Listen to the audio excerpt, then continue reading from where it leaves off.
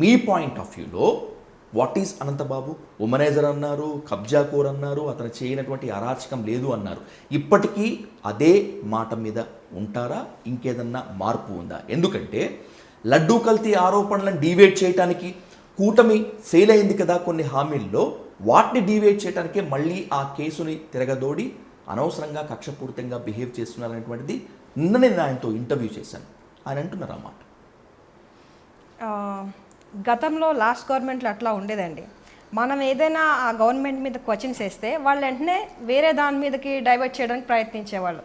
అల్లరి సృష్టించడమో లేకపోతే బోట్ల మీద తగలబెట్టడమో రకరకాల ప్రయత్నాలు వైసీపీ గవర్నమెంట్లో మనం చూసేవాళ్ళం.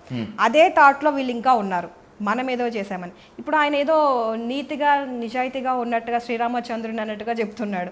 మనిషిని చంపి డోర్ డెలివరీ చేసి ఓకే సుప్రీంకోర్టులో ఉంది, బెయిల్ మీద బయట ఉన్నారు. సో ఇప్పుడు అతని మీద మళ్ళీ ఎప్పటికైనా నిజం తెలుస్తుంది. ఖచ్చితంగా కోర్టులో ఉంది కనుక తప్పు చేసిన వాళ్ళకి ఖచ్చితంగా శిక్ష పడుతుంది. న్యాయం అన్యాయం అన్నది భగవంతుడు చూసుకుంటాడు అనేది ప్రతి ఒక్కరికి ఆలోచన ఉంది. అయితే ఇది ఉండగా మళ్ళీ ఆయన ఏంటంటే గవర్నమెంట్ మీద చెడ్డ పేరు తీసుకురావాలని, నేను ఎక్కడికి పారిపోలేదు, నేను ఎక్కడికి వెళ్ళిపోతాను, అనవసరంగా మా కుటుంబ సభ్యులను బయటకు తీసుకొస్తున్నారు, సో అని మాట్లాడుతున్నారు. నిజంగా వాస్తవంగా ఆయన్ని మన స్టూడియో నుంచి నేను ప్రశ్నించేది ఒకటే, ఇప్పుడు ఏం జరిగింది అన్నది భగవంతుడికి తెలుసు. ఇప్పుడు అతను చేసిన తప్పు ఖచ్చితంగా ఏదో ఒక రోజు తెలుస్తుంది.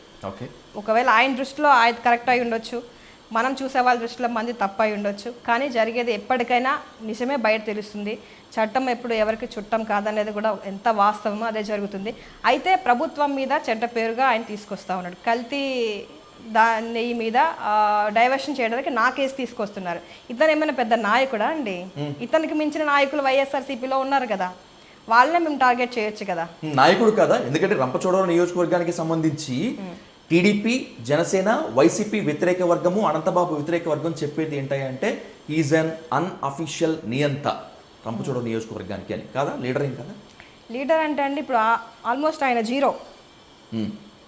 ఎందుకంటే దళితులను చంపేశాడు, మహిళలను టార్గెట్ చేస్తాడు, హ్యూమనైజరు, అవసరమైతే మనుషులు కూడా చంపేటువంటి వ్యక్తిత్వం కలిగిన వ్యక్తి, కోట్లు సంపాదించుకున్నాడు మహిళల పేర్లు చెప్పి.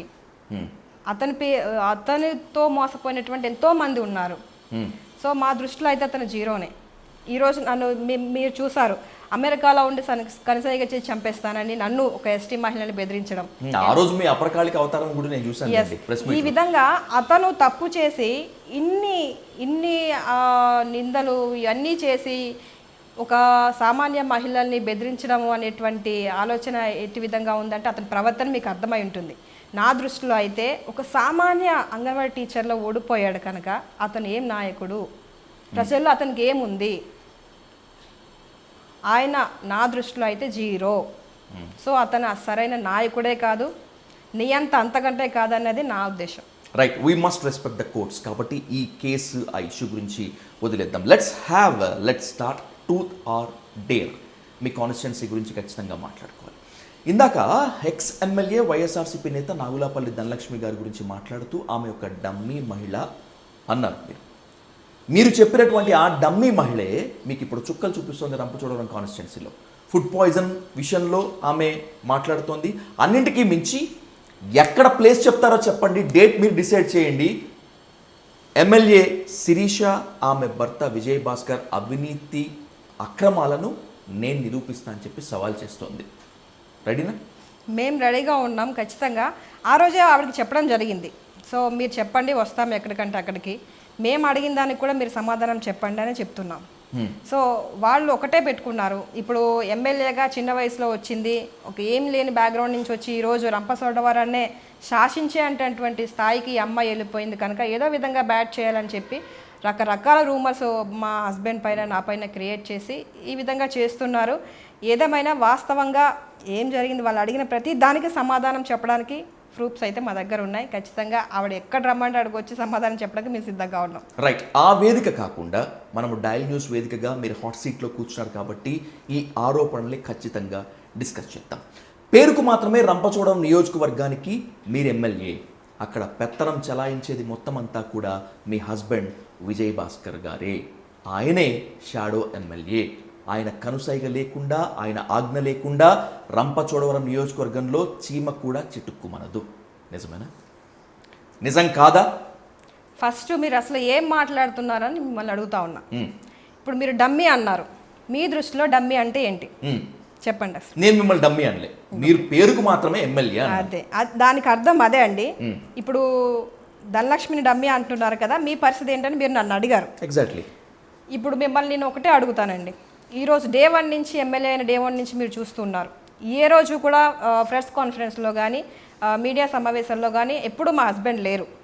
ప్రతిదీ నేనే మాట్లాడతాను, ప్రతి విలేజ్ నేనే తిరుగుతాను. ఈరోజు అసెంబ్లీలో చూస్తే మిగతా వారందరూ పేపర్ చూసి మాట్లాడతారు, కానీ స్వయంగా నేను ఏం జరుగుతున్నాయన్న ప్రజా సమస్యల పైన గలమెత్తి ప్రజా సమస్యల మీదే ముందుకెళ్తా ఉన్నాను. మీరు చూస్తూ ఉన్నారు ఏ విధంగా నేను ముందుకెళ్తా ఉన్నదని. కానీ ఇప్పుడు ఏమవుతుందంటే కొందరు పర్సన్స్ వైసీపీ వాళ్ళు ఉండొచ్చు, లేదా మనం అంటే నచ్చని వ్యక్తులు అయి ఉండొచ్చు, కొందరు కావాలనే మమ్మల్ని ఏ విధంగా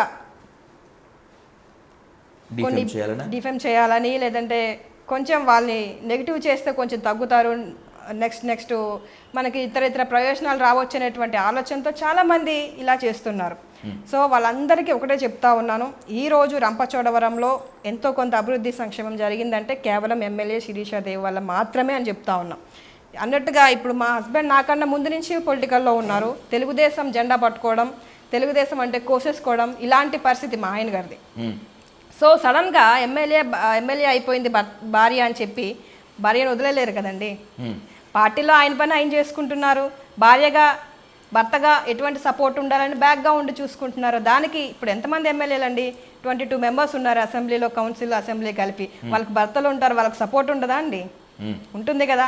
సో దాన్ని కూడా తప్పుగా చూసేటువంటి కొందరు జనాలకి ఒకటే చెప్తా ఉన్నా నేను. ఈరోజు ఎమ్మెల్యే శిరీషాదేవి ముఖ్యమంత్రి గారు ఏదైతే నమ్మి ఓట్లేసి టికెట్ ఇచ్చినారు, ప్రజలు నమ్మారు, ఓట్లు వేశారు, ఏ విధంగా ముందుకెళ్ళాలి, ఏ విధంగా అభివృద్ధి చేసుకోవాలన్న ఒకటే ఒక థాట్ తప్ప ఈ భర్త ఉండి ముందు నడిపిస్తున్నారు అన్నది వాస్తవం కాదు.